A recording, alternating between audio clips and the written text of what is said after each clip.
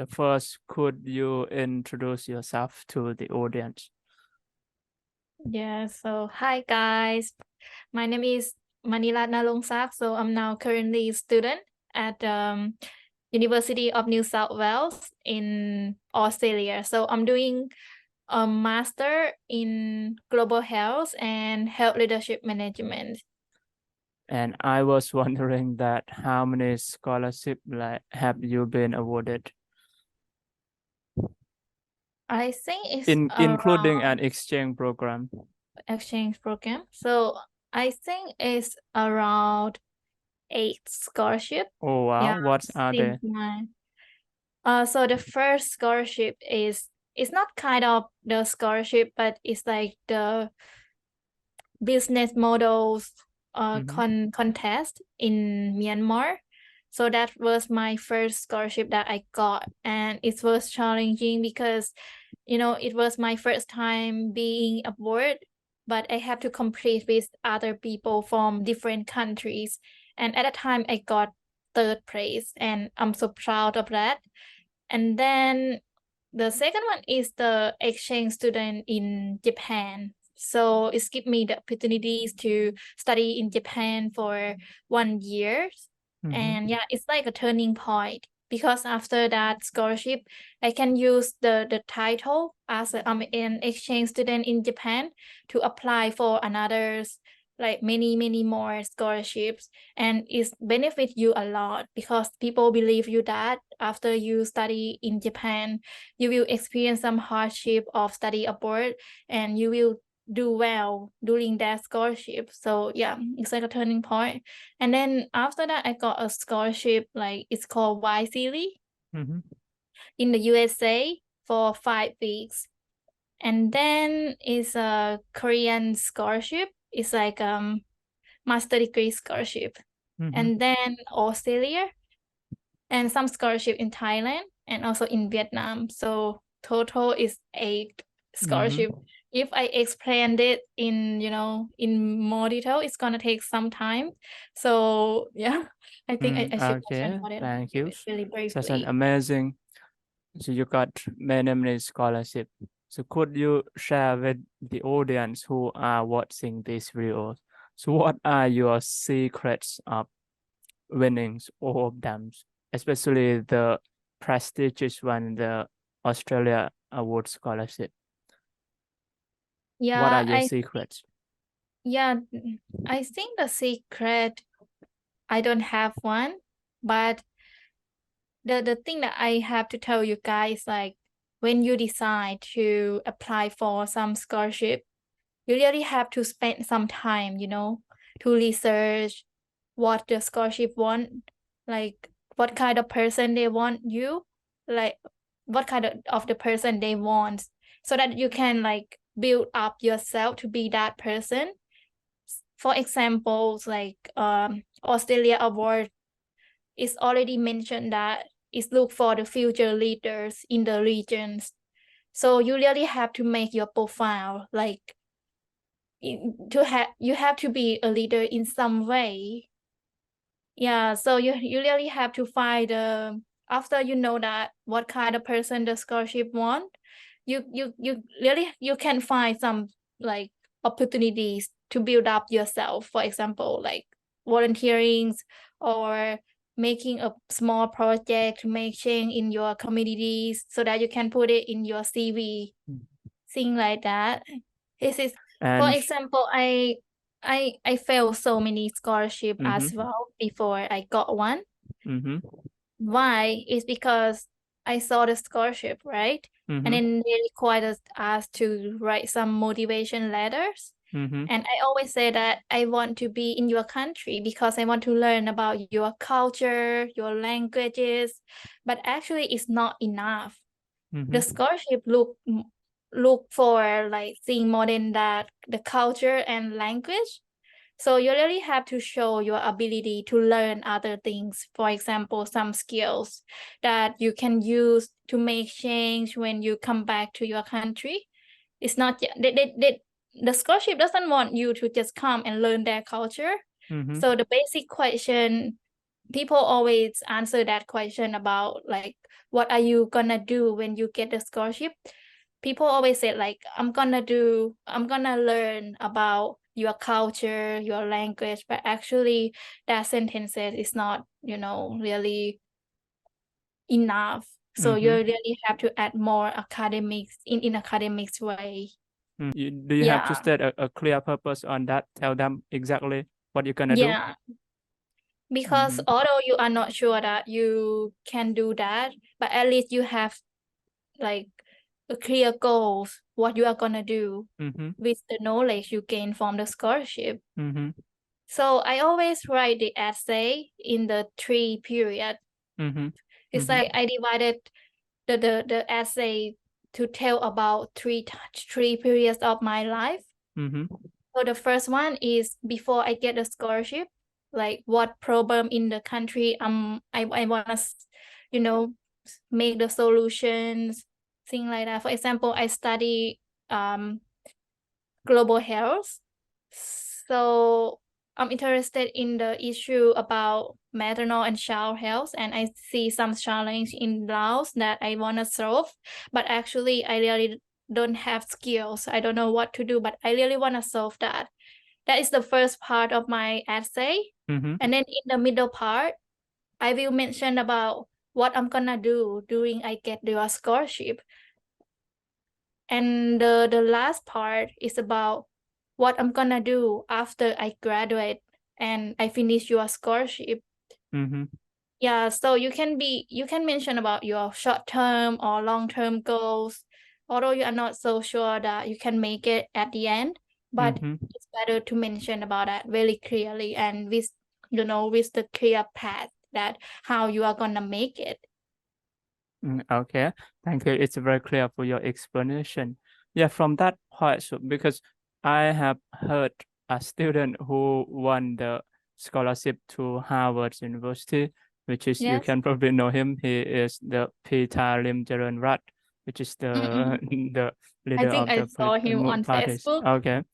Yeah. And he said you have to answer in 3 questions. So first is like who you were in the past and what are you doing now and what are your goals in the future and how the scholarship can bridge the gap between who you are now and your goal in the future. Is that true, you think? Yeah, I totally agree with that, like because when I write the essay, I always write in that way too, like past, present, and the futures. So but for my essay, just like the present is just when I'm getting the scholarship, and the future is just when I'm graduate from the scholarship, like the future, what I'm gonna do in the future, things like that. But we have to relate those points back to the field of study that you choose in the purpose university. Yeah. Okay, that I think it's clear enough for those who listen this video to acquire their dream scholarship. So in order to write a good essay, so you need English, right? In your opinion, so which level of English do you think it's good enough for you to express your mind into words? Let's say like okay, it's an IELTS. Which band do you think? Okay. So I think you don't have to wait until you get any decent level to try to apply for the scholarship. The more you try to apply, the more you learn some things. For example, like before I get the Japan scholarship, my English cannot, couldn't, how to say, my English level was not really good. I even couldn't answer the interview question during the interview for the scholarship, but I came there like so many times. I think 4 times before I finally got it. And then every time I went there, it's like I try to learn some things. At least I confident to speak. So I don't want you guys to think like I have to wait until I improve my English until I have this level and then I will apply for the scholarship. I think the English level is important in some way, but it's like you can start first together with learning English. You can start, Chevening that is now open. And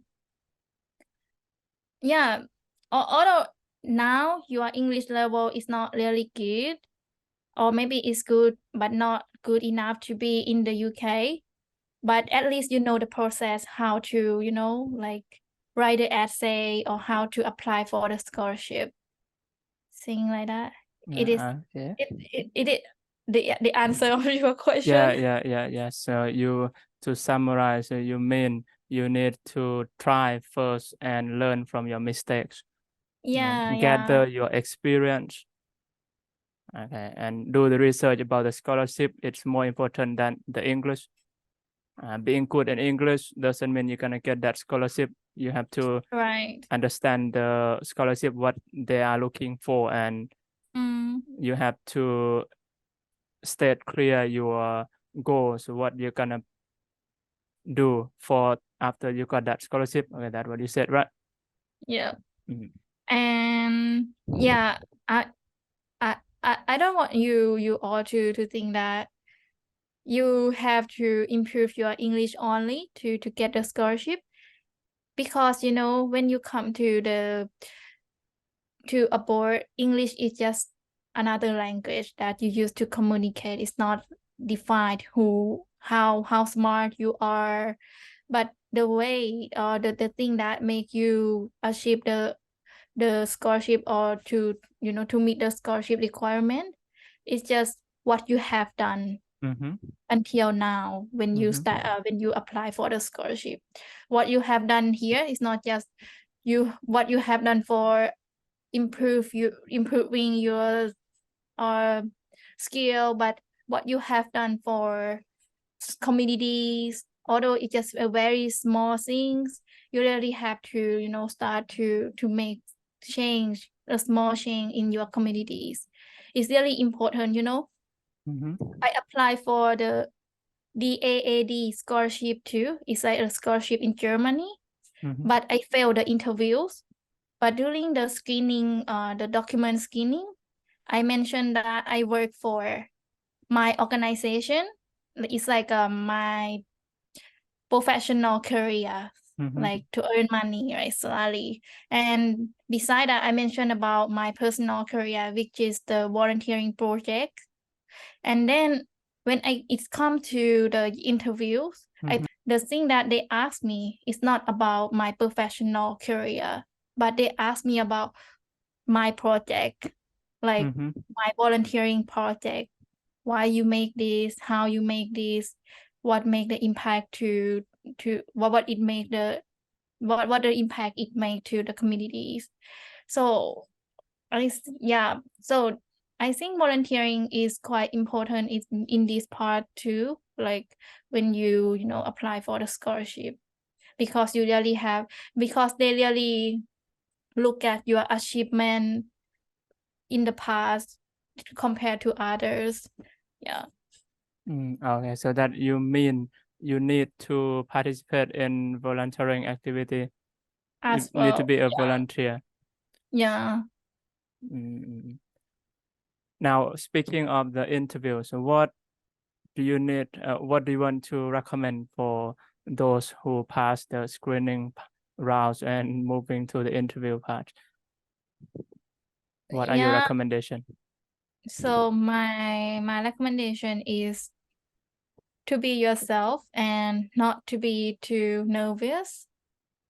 You can laugh, you can make jokes sometimes during the interview. So because people think like the interview you have to act like you are a professional, but yeah, during the interview also you can be yourself. Like if you are funny, you can be funny as well, and you can make joke. The interviewers sometimes they laugh with you as well. But and the really important thing is just you really know what you wrote in the application and you have to explain it with your eye contact like I really want to do this I really want to do this I have the passion I want to make it happen you really have to show them that this is my goal and I'm going to make it happen but don't make it like too serious because the interviewer sometimes they encourage you to speak more when you are too excited and then you stop talking and it's like oh I'm so excited I'm so sorry I'm so excited and it's like, speak more the interview I feel like try to be relaxed they just want to learn about your personalities and they want to just hear from you from your voice and from your eye contact that's it actually the most important thing is your application form